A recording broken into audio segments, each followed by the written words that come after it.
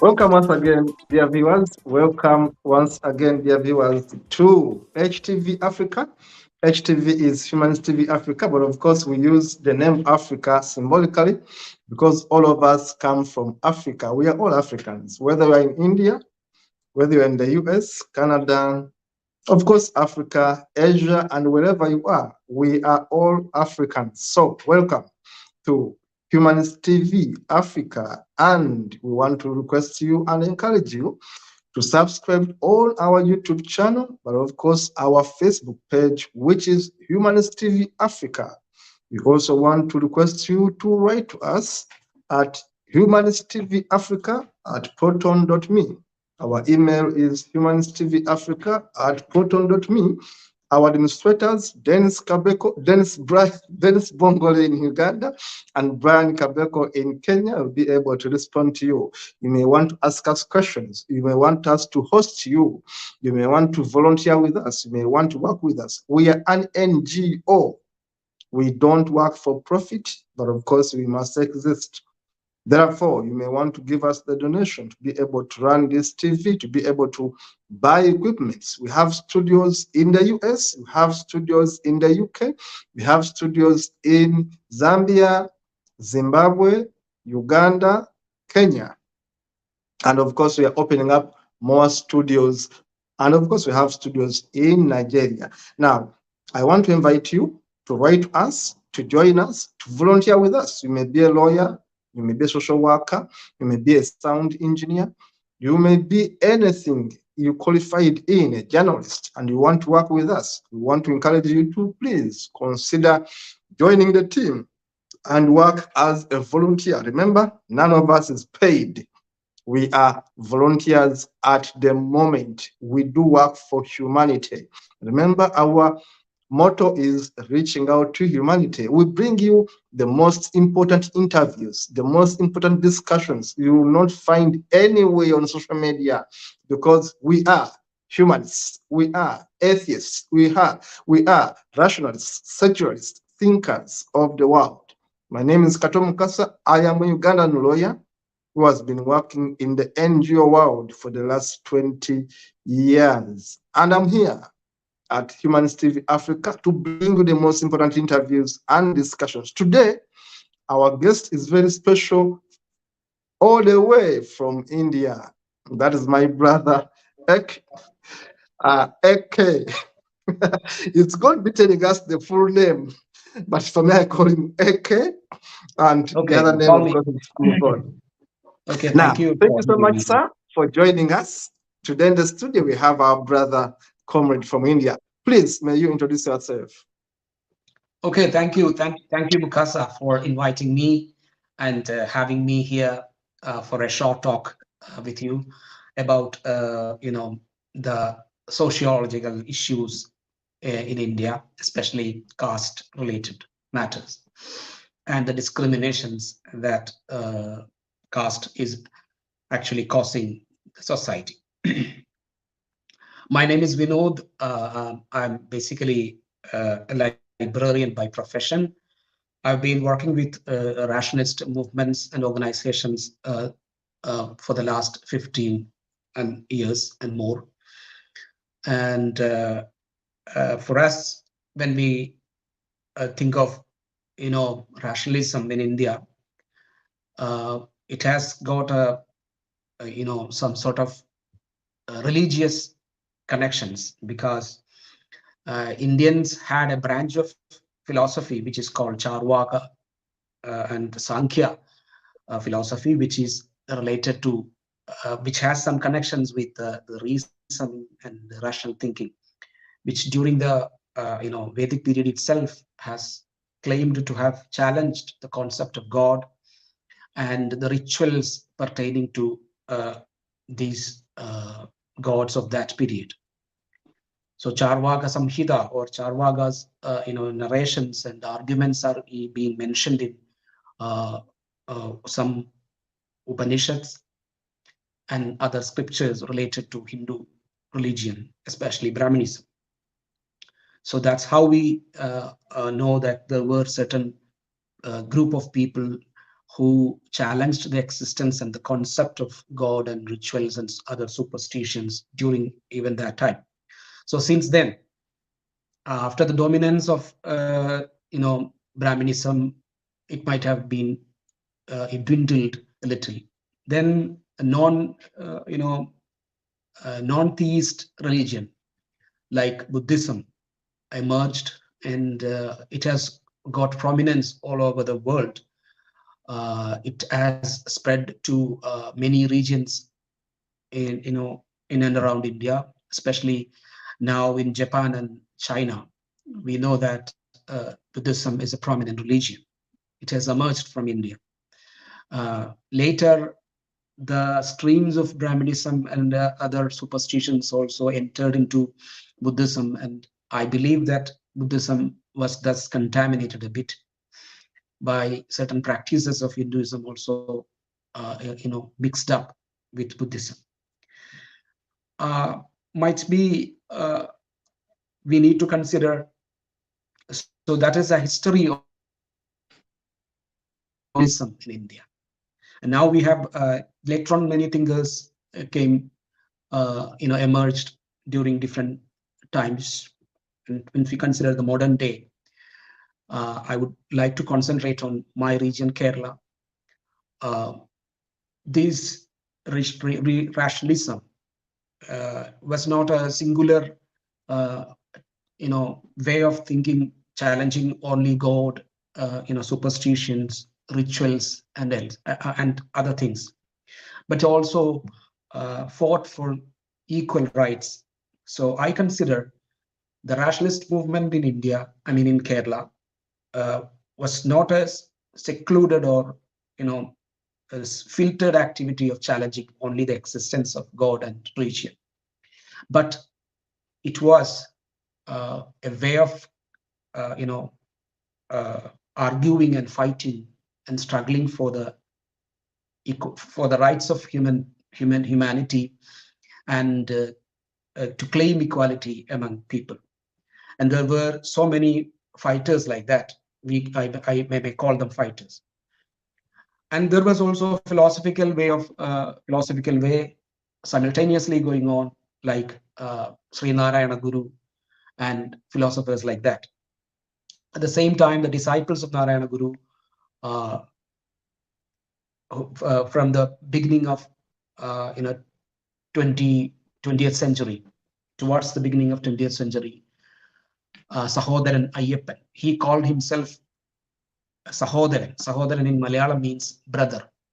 So he was, he himself called him a brother Ayyappan. That means he was, he was to spread his idea of fraternity. And thus this Sahodaratum or fraternity is another way of, arguing for equality. There is no difference. There is no ups and downs among humans. We are all equal. That was his concept. And I believe he is the foremost leader of, or a sort of pioneer in the Kerala or Kerala stream of rationalism. It is more humanism than being rationalism. So when I talk to people from this platform of Humanity TV Africa, I have a close link to you, connection to you, because I come from a place, I belong to a place where a man fought for humanity, or he himself called he himself placed in the stream of humanism. So today uh, I would like to talk about the caste system, which is not widely discussed in the international realms, especially the sociological field of other places outside India.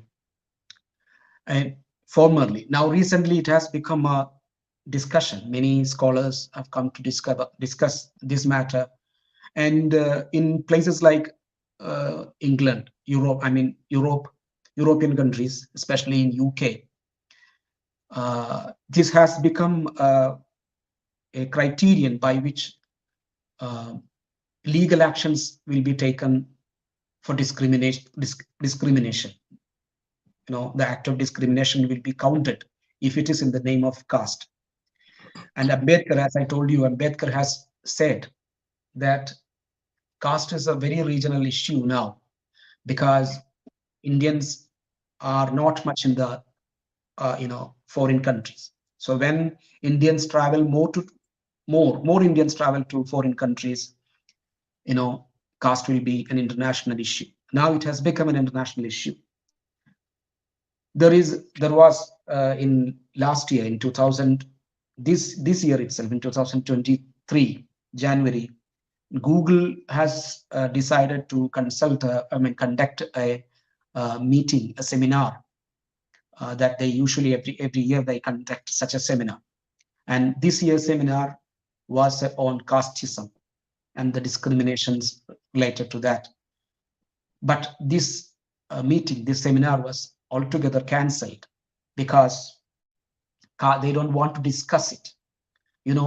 Google and other software industries are fairly dominated by Indians, especially the upper caste Indians.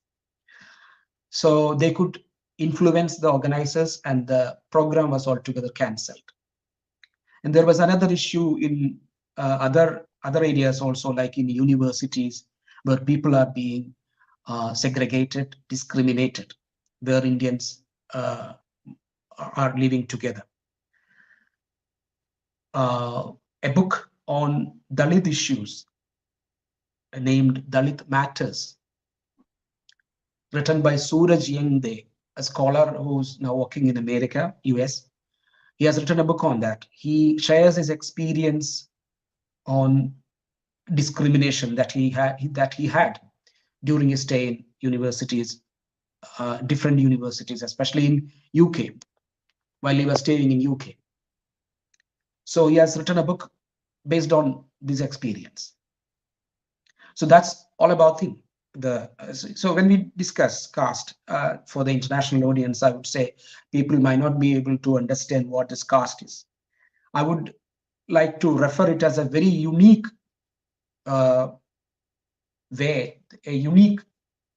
way of discrimination. Unlike many other parts of the world, we can say that there are differences in tribes. For example, in Nigeria, we have seen,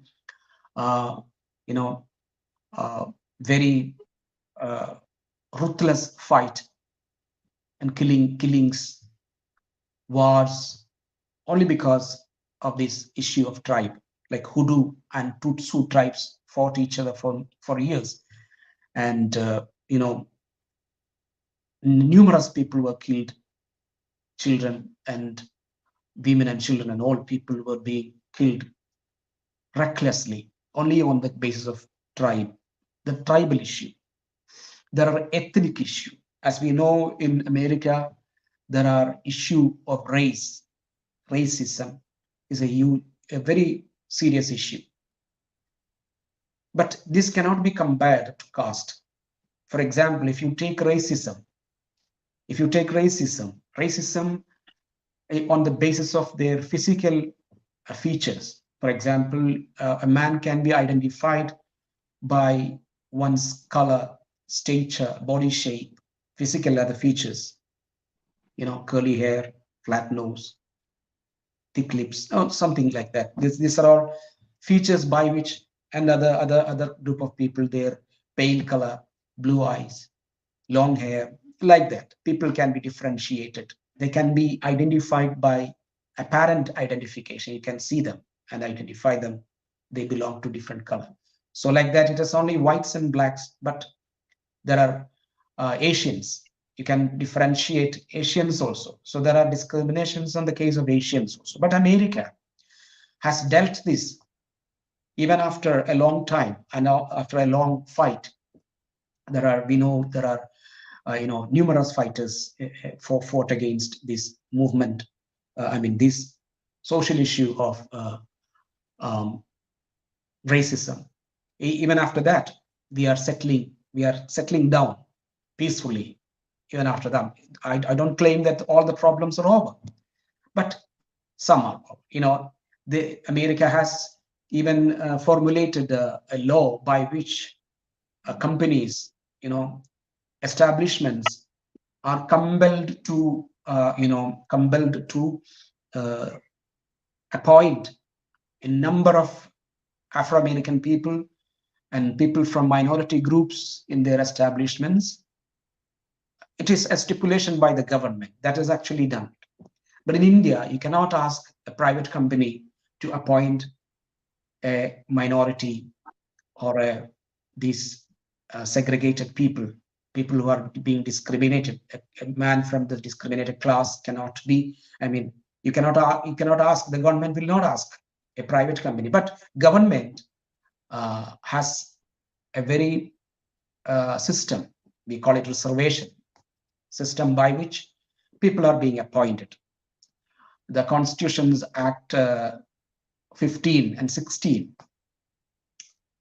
Article 15 and 16 from the Constitution of India has ensured that a certain quantity of people, quantity of people from these segregated groups, we call them scheduled castes officially, but culturally we call them Dalits.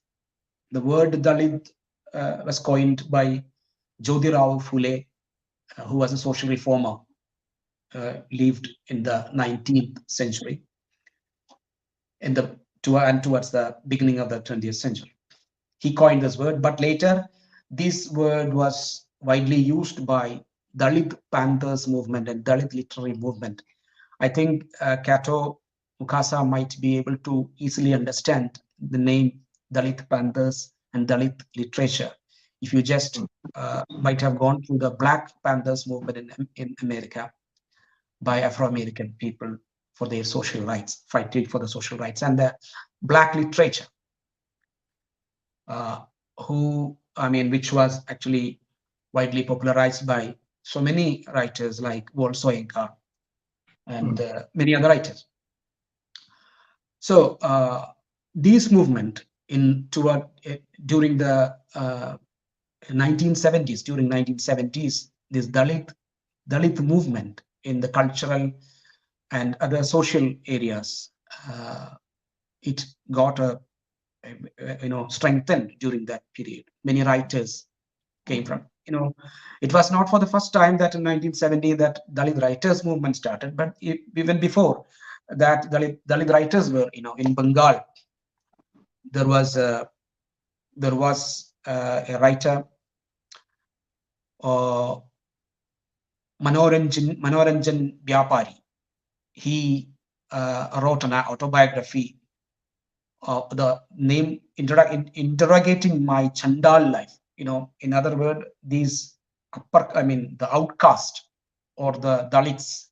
In another term is called Chandal. These Chandala, Mlecha, Asprishya, these are all words that you can see in Vedic literature and epics. I will come to that when we talk about the history of caste. So this is actually the, and as part of the introductory part, I would say this too. Why should we discuss caste now? Because in India, as I told you, apart from all other parts, I mean, all other parts of the world, all other societies of the world, India is very unique in this caste system, which is causing discrimination, and deliberate deprivation is implemented. Deliberate deprivation is implemented upon the people, upon such people who are not who are believed not to belong to these four varnas, that is Brahmana, Kshatriya, Vaishya, and Shudra. So it is because of this, the cause of discrimination is caste, and which you cannot. For example, all the Asians, almost, if you come to India, they look alike. You cannot differentiate one from their physical features, their color, their hairstyle, other bodily, physical features. You cannot distinguish a man from, a man, and point in which caste he belongs, only by asking him, or only by showing some sign that you can identify a man's caste. So this is the difference, and that is why the caste system in India is not apparent. It is very subtle. You cannot see it in your primary notice, but you have to observe it. You have to go through the social structures, how it functions, and it is very, very silently working. And like in America, if you see in America, it is very apparent. You are being segregated. People are being, people are not allowed to enter into certain hotels, certain beaches, certain public parks.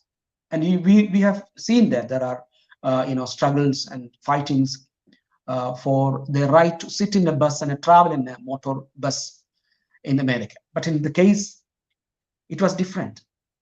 People of these castes were not even allowed to enter into a particular path, a road. In India, Dalits had to fight for their right to enter into a road, even if they are walking, not to talk about traveling in a vehicle. So the first, the first notable struggle that happened in Kerala was a struggle marked by a man named Ayyan Kali, who belonged to this, Dalit class. He traveled on a bullock cart through the main path, that means the highway of that time. And he was being stopped by the upper class, but he fought against them, and he completed his mission. That is how he, fought for the rights of the people to enter into the road. I would ask, that is why. So, and from that period, all this discrimination is still prevailing. And we'll talk more about this after your intervention. Yes, I had to give you time, my brother, because you are the master of the talk today. You know the subject very well. I was listening carefully. One, I'm going to make a few comments. But number one is to commend Indian rationalists, to commend Indian humanists, to commend Indian secularists. India, you are far way ahead of Africa, I should say. When it comes to rationalism, humanism, secularism, India, you are miles away. In other words, your team in India has done lots of great work, basically for over 100 years before you woke up in Africa. So I start by giving you credit because I've been following India. India, you have about 1.4 billion people, one of the most populous countries, because you're supposed to be a continent, in my view. But to say a country has 1.4 billion people, you are massive. But apart from that, you have a history. that goes about 200 years of activism. Yeah. In terms of secularism, humanism, India is much older than even Europe when it comes to humanism. Yeah, but people don't normally credit you. I have to give you the credit right now, because when I was reading history of humanism, India is much older.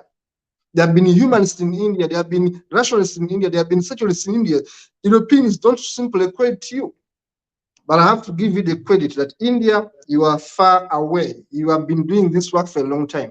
That's one thing. Number two, to talk about the caste system, which I can say is an equivalent of the caste system in some tribes in Africa. You talked about all the Seinka. The first time I heard about caste people was when I was reading a book by Wole Soyinka and Chinua Achebe. In Nigeria, they are caste people. Caste. Not the caste, but the caste. People of low class. In Nigeria, they are there. So the first time I heard about caste people was from authors Wole Soyinka and Chinua Achebe. Do you have a special, excuse me, do you have a special term to denote this, caste similar, Yeah, but this is much more. This is much more in Nigeria, but I'm a Ugandan. In Uganda, we don't have it as much. In Uganda, we don't have it as much. But I was telling you what I read from Nigeria. The term is there, but I don't know exactly. I'm not a Nigerian, but I know that there are some caste people in Nigeria, but they are not so much pronounced than it is in India. Now, going back to India, I find India very interesting because you have layers of classes of people. That's what I understand by the I will give a short brief of that. Yes. How it derived.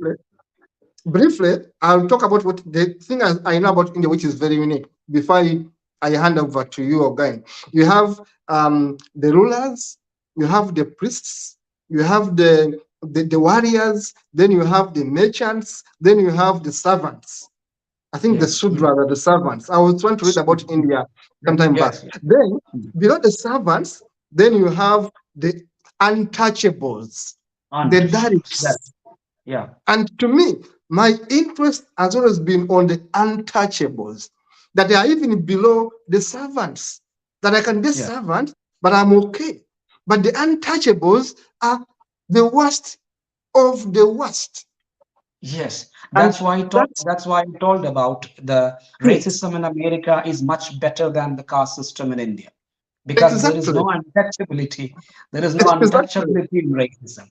So if there is a woman can breastfeed, a black woman can breastfeed a white baby.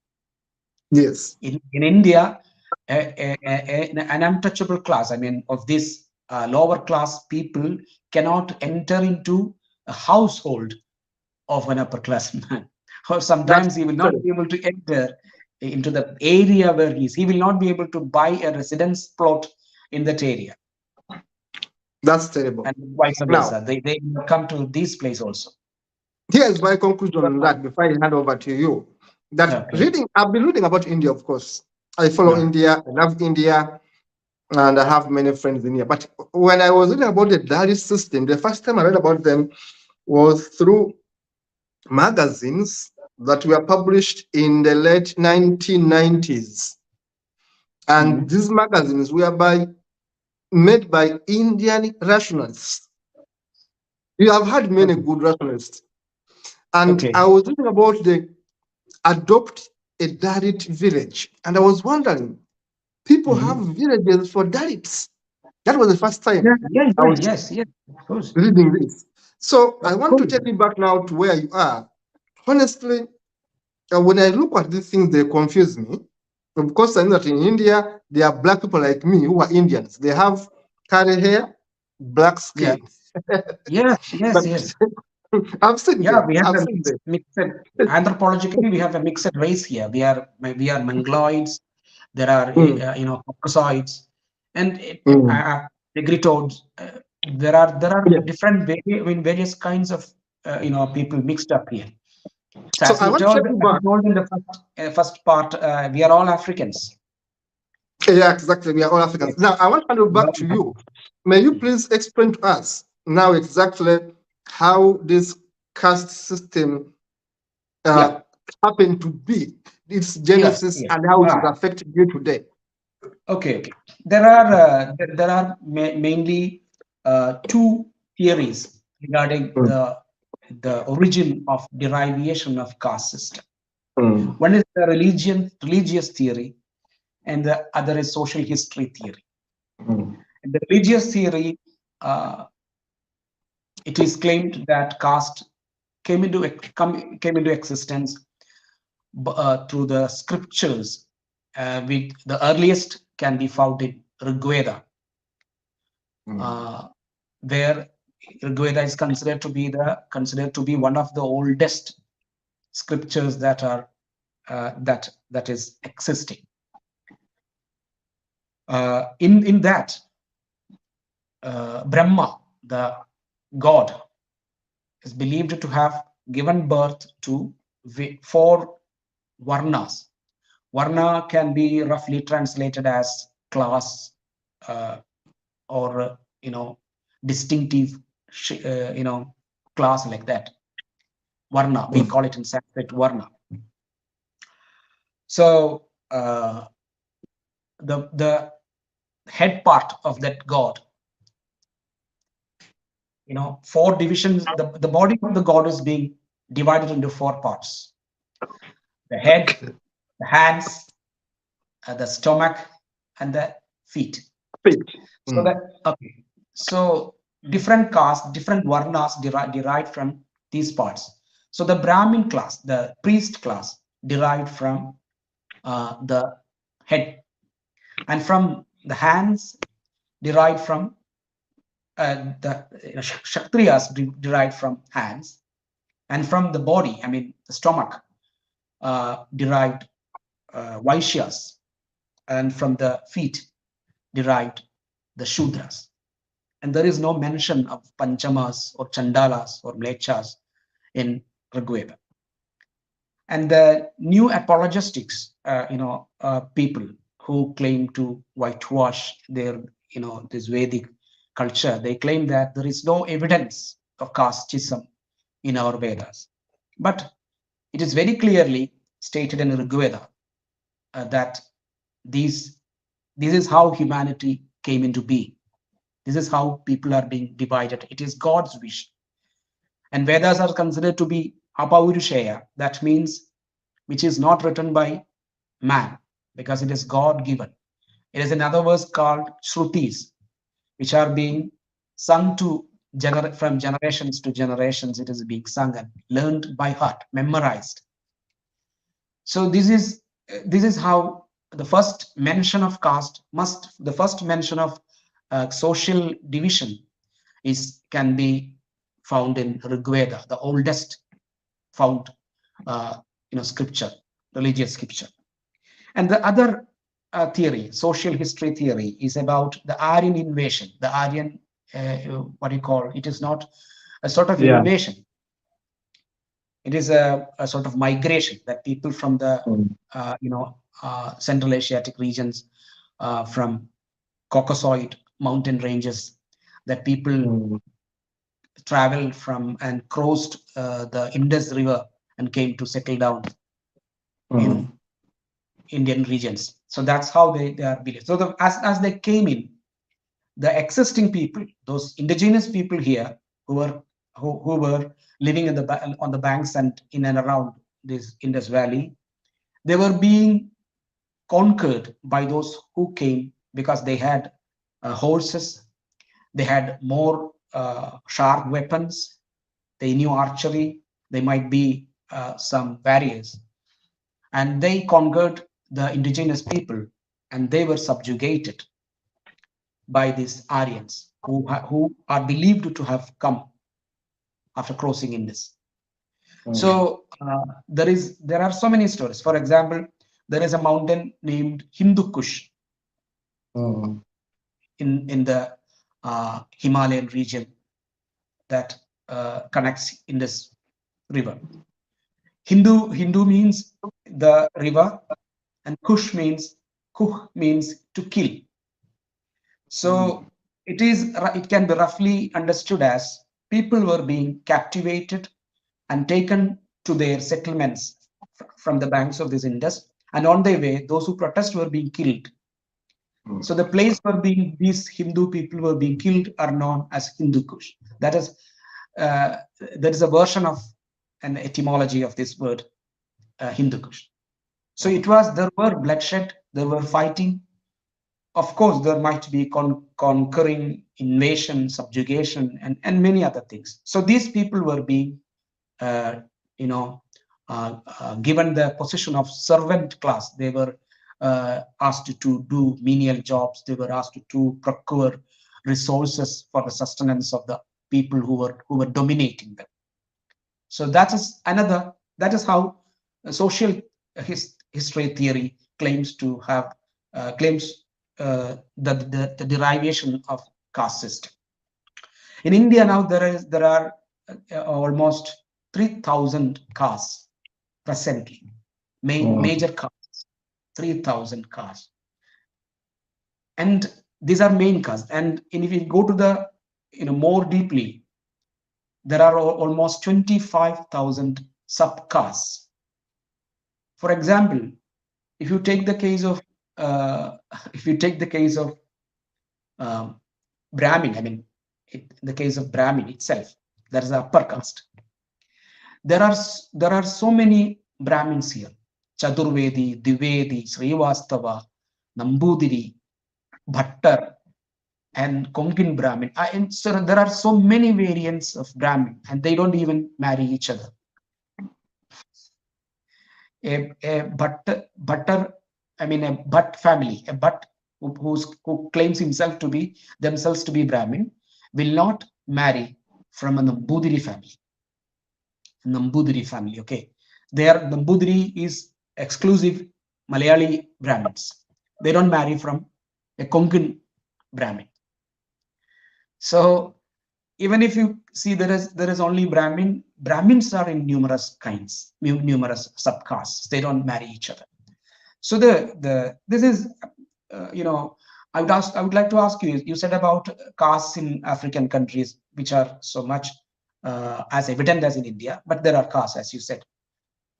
Do you find them marrying each other, and will they be able to change from one position to another if they want to?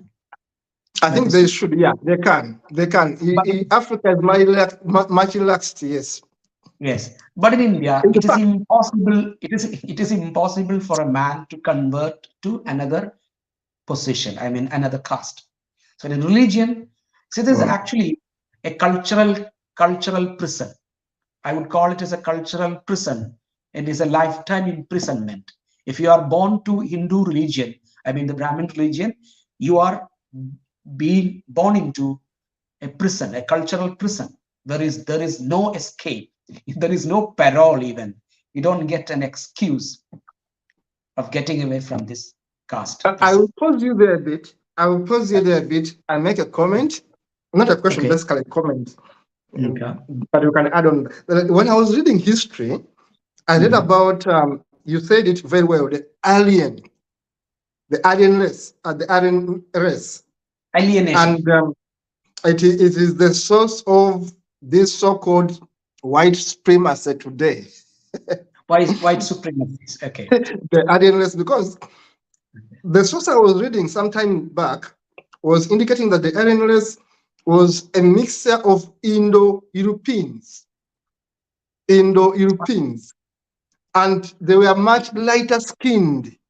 Yeah, okay. Indo-Europeans. Yes. They are much lighter skinned than you. You are much darker, like almost me. So now, when they were in India, they thought that you are much superior than the brown guys like you. Yes. Because they were a superior race. They had Europeans and Indians then. Now, when you have an European and Indian, they are much more lighter than you, who is much more pure Indian. Now, when I was in the history of the Asian race, that now this guy thought they are pure, they are better than others. That's why later on, we see Hitler in Nazi Germany killing Jews because caste is the basis of caste. The ultimate basis of caste lies in purity. Purity is the dominant reason why casteism is still maintained. Yeah. And the scriptures, especially Smritis, I will talk about that. As I told you, the Vedas, after Vedas, there are the epics. We have epics, Ramayana and Mahabharata. And before Ramayana and Mahabharata, I have to mention the philosophical basis of Hinduism lies in Upanishads. And there are two things, Shrutis and Smritis. Shrutis include these Vedas, Upanishads, and things. And Smriti, there are so many Smritis like Manu Smriti, Yajnavalkya Smriti, Narada Smriti, Vishnu Smriti, Brihaspati Smriti, Vashishta Smriti, like that, in which Manu Smriti is very prominent. Manu Smriti talks about the dharma. That means the ritual, the way in which a Hindu should live, the rules and regulations, the social rules and regulations, the laws, the social laws, how a Hindu must function. And this Smriti, which which talks about the rules and regulations, the laws, the penal system, for crimes and punishment and all those things are being detailed in these Smritis. The Smriti very exclusively says that dharma will deteriorate if a mixture of varna happens. That means the dominant varnas should not marry each other and mix up. So that will cause a contamination. So to prevent this, all must maintain their caste. All must maintain their caste. You should not mix up this caste. And one caste should not marry from another caste. So this is how. Vinod, question. Yeah. You are telling the viewers and me that basically, even when we know that caste system is discriminatory in nature, the law in India allows it. Yeah, it is still maintained. You can see killings if you marry from. For example, there are numerous riots only because of one man marrying from another caste. Can you believe it? Wow. This happens in India even today, even in present scenario. In our contemporary Indian social system, this happens every day, only on the basis of marrying from another caste. It's a very grievous social problem here. So it happens today. That's why I told you Indian social system is very unique. You cannot compare it in any way. And another, and this Smritis, I mean, especially Manu Smriti exclusively says that people from lower strata, I mean, these Chandala or Asprishas or this untouchable class should not be given resources. They should not procure wealth. This is terrible. This is terrible. What I'm hearing from India. Continue, brother. Wealth cannot be procured and maintained or kept in the possession of these panchamas or the lower class. I will talk about it. So this Manusmriti clearly states that Brahmins who sleep with a Shudra will go to hell. Manusmriti clearly states that. So it's all about purity. Even now, in higher education centers like IIT, Indian Institute of Technology, in Madras, I mean the erstwhile Madras, now it is called Chennai, a southern city in India, where students who are vegetarians, are given a separate place. Not only they are given a separate place to eat, their wash basins are separate.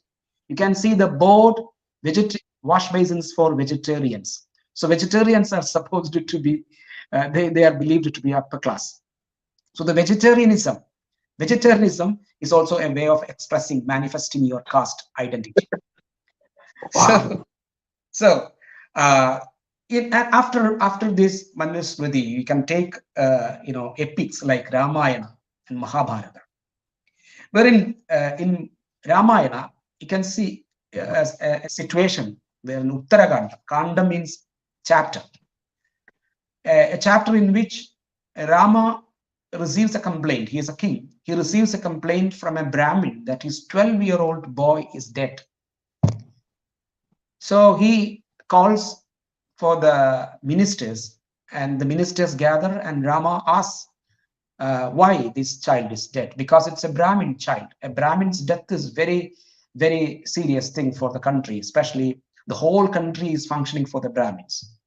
So Rama calls for the ministers, and ministers discuss, and they find the reason that a Shudra is doing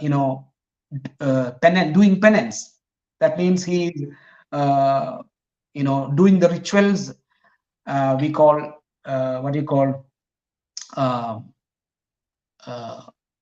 he's doing what you call as penance. Do you understand what is penance?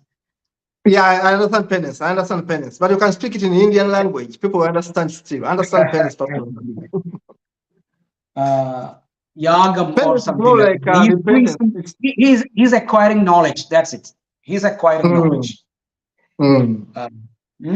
So he is acquiring knowledge. So this must be stopped. It is because this Shudra, whose name is Chambuga, is acquiring knowledge that this Brahmin 12-year-old boy died. So Rama takes his sword and goes in search of this Chambuga Shudra, who is doing his penance, and he was slaughtered on the spot without even asking anything. The spot he finds Chambuga doing his penance, and he was slaughtered. And that's how the boy regained his life. That is a story. The Brahmin boy got his life back after this death of Shambhuga, after the killing of Shambhuga. So this is how the caste, the relevance, the importance of caste is being reiterated in these epics. And in Mahabharata, you can see many instances. One very significant instance, you can say that once Yudhishthira. One Yudhishthira means he is the most, kind. He's most what you call the eldest of the 5 Pandavas, Yudhishthira. He receives a complaint that some 4 people committed the same crime. 4 people committed the same crime. And 4 these people belong to 4 different varnas. The one is Brahmin, another is Kshatriya, another is Vaishya, another is Shudra. 4 people committed the same crime. Yudhishthira orders all the 3 to be punished. He executed, he killed them, but left Brahmin. The king leaves Brahmin without punishing. The same instance can be seen even now. If a person belongs to a Brahmin class, he will be sometimes excused more easily. Even sometimes, there are instances where people who are engaged in rape crimes were left out of the jail after some years. It's terrible, my brother. This is beyond racism. Okay. So this is happening in the present. So, and there are other instances. I talk about the mixture of there is an instance in Mahabharata where you can see Ekalavya, the same instance of Ramayana where Shambhuga was killed. Ekalavya is Nishada prince. The Nishada means one who dwells in forest, a forest prince. Nishada prince. Means Ekalavya. Ekalavya was also a very good archer. He was excellent in archery. So Drona, who was the teacher, guru, was very famous for his teaching skills, and these Ekalavya wanted to be a disciple of Drona, but Drona, being a Brahmin, will not teach anyone from the Nishada because they are mlechas, they are outcasts. But Ekalavya made a sculpture of Drona and he taught himself all the intricate things in archery, and he became more skilled than the excellent student of Drona, Arjuna. He excelled Arjuna in these archery skills. So Drona knew this. He wanted to check Ekalavya's growth, and he asked for the thumb cut out from his palm as a fee for his undone teaching, that he hasn't done a teaching. He taught himself, but it was in front of Drona's statue. Only for that reason, Drona claimed his fee, and Ekalavya had to cut his thumb. That means he will not be able to perform that skills anymore without his thumb. And there is another reason, another instance of Gadolkaja. Gadolkaja and Abhimanyu, you can take the two people. Abhimanyu is the son of Arjuna, and Gadolkaja is the son of Bhima. Gadolkaja was born to a forest lady. That means these called people belong to a lower class there in their sense. And Abhimanyu was born to an upper class lady. Abhimanyu was actually absorbed to their clan, their group easily. But Gadolkaja, even though he was a warrior, he was very valiant, he was very brave, but was not taken into their fold. So all these instances show the importance, the relevance of purity among castes. Castes are supposed to maintain this purity. All caste is related to this. Yes. Let me make an observation. I'm pained. You see, I was shaking my head since you began this show because everything you speak is so touchy that I feel pain. Yeah. That we have a country with one. I will give you one more. I will give you one more instance from the modern era. In Tamil Nadu. Okay. In Tamil Nadu, there was a situation where a municipal worker died during his tenure of occupation. I mean, we'll say that he passed away while he was in service. So those people who pass away during their service, government service, shall have a benefit of their daughters, their relatives. I mean, their close relatives, their dependents will get a job in the same fold.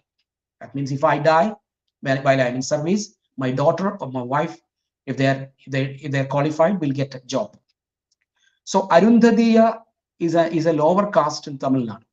Arundhatiya, a girl's father who is a graduate, her father died when her father was in service. She is supposed to get a job according to her qualification because she is a graduate. She must be, taken into, appointed as a clerk or some other area. Since she was Arundhatiya, who belong to the scavenger class. There is a class who are entitled to do the duty of a scavenger only because they belong to this particular caste. Are those the people who bury dead bodies? What? Are those the people who bury dead bodies? I didn't get you. I'm not clear. Are those the people, the scavengers? Are they the guys who bury dead people? Who do the toilets? Yes. Who clean the toilets. So Arundhatiya, since they are the toilet cleaning class, since this girl who is a graduate was not given a job in a clerical position, but she was taken as a scavenger. So this is how it happens. So this social mobility will be checked only because of your caste. This is a modern instance. This is not what happened in our epic or Puranas or anything. this happened in our present day. Contemporary Indian scenario works in this way. So let's come to another fact. Let's if you take the uh, uh, data from national NCRB, means National Crime Records Bureau, there are some data. That's a very curious thing. From 2011, I took this data from 2011, in which people that there are 3,15,409 prisoners during that time. There were, among that, almost 66% of people, 66%, 65.9, according to NCRB. It's not my that is not my what I made. That I got this data from NCRB, National Crime Records Bureau, says that 65.9% of all the prisoners in India belong to either OBC or scheduled caste or scheduled tribe or minorities. There are crimes happening. There are criminals in other strata. There are criminals in other castes, but they are not easily convicted. They are not easily brought into prison. So as I told you, caste system it is not a history in India. It is a contemporary thing happening in every present moment. There are claims that caste is related to the occupation. I don't agree completely with the idea of caste that is related with occupation.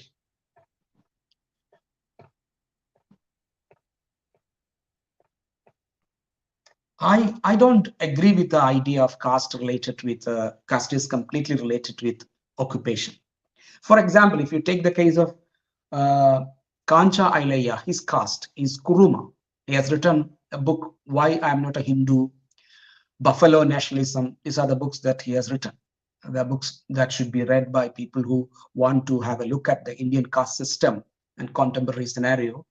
You should read that books, Professor Kancha Ilayya, in which he says there are problems with him, but the things that he states in his book regarding his caste, Kuruma. Kuruma is a shepherd class, shepherd caste. Kurumas are considered to be shepherd caste, but they do numerous active jobs, occupations. They breed them, they treat them if they have any problems, and they cut their wool from the sheep, and also they cultivate the food for the fodder for the sheep. They know where they get the medicine for the sheep. They know how to construct what you call stables, sheep yards where the sheep are kept, and they build their houses. They do numerous jobs. They cannot be stipulated into a particular job alone, sheep rearing, but they are being termed as people who are shepherds by others. And once Kancha Ilayya says that when Kancha Ilayya grew up and came to town, that was the only moment that he realized that he belonged to a particular class and he was being segregated. He belonged to this oppressed class or Dalit class. It was only when he came out of his village that he knew. When he was in his village, they were self-sufficient. He never depended on anyone. His class depended on anyone. They were self-sufficient. My brother. So that I come to a point. So caste is not what you call yourself. Caste is what you are being called by others. That means you cannot shed your caste as you. If I take away my shirt now, it's very easy for me. It is not easy for a man born to a. I think you have made, Mr. Vinod, you have made a very beautiful quotation. Of course, my producer is going to make so many quotations about what you have said, and it's going to send you these quotations. One, that caste is not how you define yourself, but how the society defines you. To me, that is superb. have, because even when I want to, I'll give you an example of the father of the Constitution, Dr. B.R. Ambedkar. mm, When he came after having, glorious, what he called academic career, having gained 2 master's degree from, prestigious universities, outside India, Columbia University, the prestigious university, and London School of like that. He was coming back to India, and he got appointed to in a what you call in a university, in a college, to teach economics there. And as you know, you take the credentials of, if you go through the credentials of Ambedkar, there was not even a single person. There was not even a single person equivalent to Ambedkar's qualification at that time. He was highly qualified at that time. So, and he came back to India, his homeland, to teach. But he was not even able to touch the pitcher of water kept in the staff room, because he belonged to the untouchable class. That is caste. my brother. So I think we are going to stop from here, because we strictly have an hour. Now, I want to promise you, if you have the time, okay, that we are going to meet again on this stream 14 days from today, and we have episode 2. Okay. And again, if you're not completed in episode 2, we shall go for episode 3, because I want to give you as more time to educate me and the viewers. In fact, I've learned a lot. I've learned a lot from you. I'm going to give you an example. Our time is up. When I was at the university in 1999, I was staying in Mitchell Hall of Makerere University. It's the top university in East Africa and the best university in Uganda. It's called Makerere University. Now, in the hall I was sleeping in, Mitchell Hall, I was the information minister. Therefore, I knew so many people in the hall. There was only one medical student, very black, darker than me, and he had an Indian girlfriend. Okay. Now, he made news the entire university. Why? He was the only young man we knew in Uganda to have an Indian girlfriend. And number 2, be able to move with her. The girl was from a rich family. They were all doing medicine. 1999, they are doing medicine. And the girl had a car. She would drive and come to the university, in the hall where the boyfriend stays, and picks him, and they go to medical school. Now, they made news because all of us knew it is impossible for a black man to have a girlfriend who is Indian. Why? Because we know that Indians think they are pure, and for us black people, they think we are less than Indians. So there's no way a black girl, an Indian girl, would accept a black boy. But here they made news. Yeah. So when you talk about caste system, I remember that story that I had a black medical student who was in love with an Indian, and for the first time, everyone was like, "This is impossible," but it's possible. Yes. It was rare. You see, Indian girls can be so beautiful, I can tell you, but you cannot even approach them because along with the human resources that Indians export to European countries, along with the human resources, we have exported caste and discrimination. That's a very pathetic thing. It's bad because, as I was saying, you see these girls, but you can't even approach them because they will never accept you. That's caste system. For me, it's very, very bad. Now, I want to thank you so much, Vinod, for making the time. Our time is always 1 hour. We are going to boost this show. We are going to market it more. It will have thousands of viewers in a matter of days. You'll be seeing it. But again, I want to request you to feature in 14 days from now, and we continue from where exactly we have stopped. Yes, of course. If you give me opportunity, I'm ready to talk with you again. I'm very much happy, and it was a pleasure talking to you. It's a nice evening. Thank you. Episode 2 will be here 14 days from today. I want to take the time to thank so much Mr. AK Vinod. It's a very accident. It was very accidentally that I met your profile and I, accepted your request. And once I saw the, this program, I watched 2-3 days ago. I watched and I thought that why can't I do this? And that was I contacted you and you readily accepted. I'm very thankful to you for that. I'm happy. I'm happy because I have many Indian rationalists I know, but I'm happy that you reached out to me. Thank you so much. You mentioned Babu Gogineni. I thought you mentioned Babu Gogineni. Babu, I've worked with him. Babu Gogineni, I thought you mentioned Babu Gogineni. He's from Andhra Pradesh. Yeah. Right. I've worked with him. Babu Gogineni was my executive director at Humanist International. Humanist International, I know. Yes. Yeah, I've worked with him. We know each other very well.